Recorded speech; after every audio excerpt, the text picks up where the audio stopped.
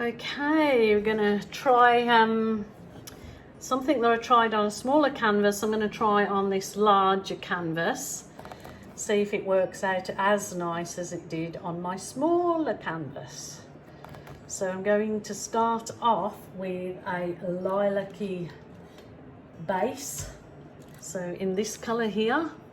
So what I might do is actually coat the base first with just the sponge brush. I got these colors that I did and I just loved how they turned out on the smaller canvas and really wanted to try it on the larger one. So we're going to give this a go. So just basically going over my canvas quickly with the base color, which is this lilac. So it's going to be a nice bright sort of vibrant canvas. I'm not going to be too worried about the edges because I can always finish them off at the end or when it's all dry. That's not any big problem, but being so I've got this sponge brush going, I will just give it a coat around the edges of my canvas. So I'm going to kind of have a going up that way, I am thinking at this moment in time. So give it a bit more paint on there.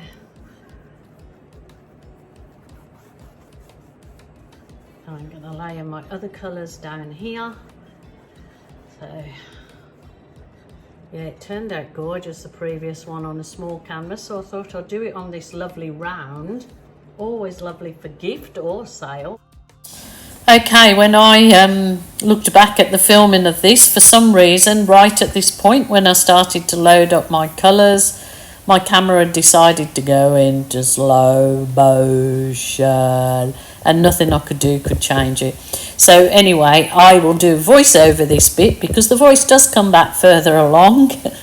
So I put another lot of purple on the bottom. I put that cerise pink and unbleached titanium white, and this is a lovely bright orange, which I love putting a bit of yellow in my orange to make it super bright.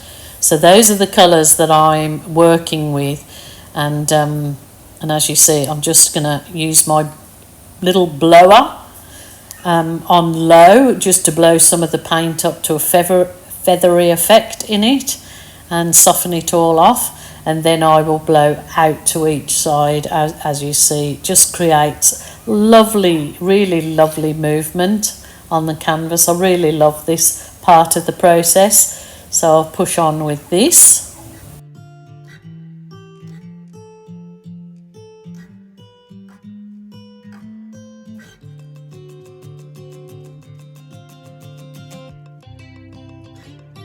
At this point, I'm thinking I really love that purple in it, so I'm adding a little bit more to blow out into the lilac top. There you go, look how lovely that is. I think I actually would have loved a lot more purple in this particular one. So I might do another one that's more purple, magenta, and see how we go with that. This is just that little catalyst wedge. It's just like a very soft silicone one that's nice doing smaller pieces like this.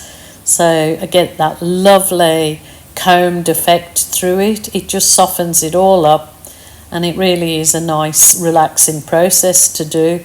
So super happy with my little catalyst wedge detail there.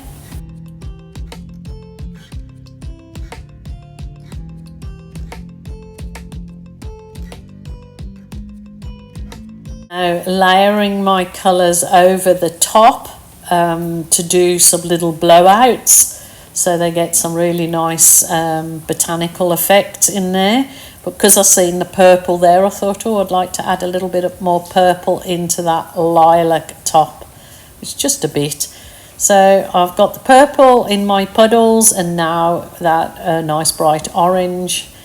Just basically the same colours in there, that nice kind of cerise pink, and I will probably, a yellow, loading them up just to get my silicone straw to blow those areas out into a nice botanical effect. I think it will really give the piece movement. And I mean, you could definitely leave it without any of these embellishments, and remember, it's your art, your rules, your way. So I'm going to do this one my way. I'm blowing those areas out with my little straw. I mean, they're not looking like they're too detailed, but by the time I add my balloon kisses, they will look so much better and so much more detail to them.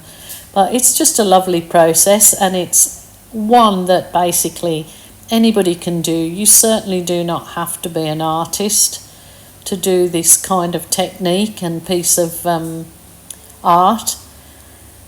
There you go. I'm thinking it should be having more purple, and now for my little balloon kiss in there. But it's in there. Oh, that's lovely. You can define your center of your botanical effect with the balloon so much easier, I find. But just wipe it off in between every balloon kiss, because it can send your colours muddy. I think I'd really like another balloon kiss over there.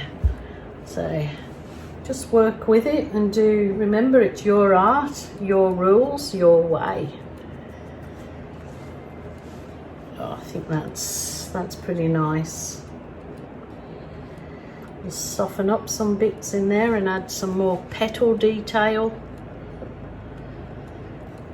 Just the balloon is such a fantastic tool when you're painting, that I find. Oh, that's super nice. I think that needs a little bit more purple, because I think the purple gives the whole thing the pop.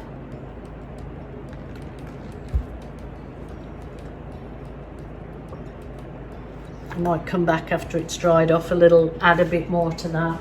But I'm going to go away and come back, and then I will show you. That is such, I haven't done these colour combo for quite a long time, and I think that's really lovely. Really happy with that one. Happy Jen, happy Jen. I hope you guys love it. Sorry about my camera stand, it's going AWOL, as things do sometimes, but yeah, really love that one. So now I can sort of go around where I know my paint didn't hit and go around with this sponge brush again. But I will love and leave you. I'll bring you round in a second to have a look at the detail. Here we go.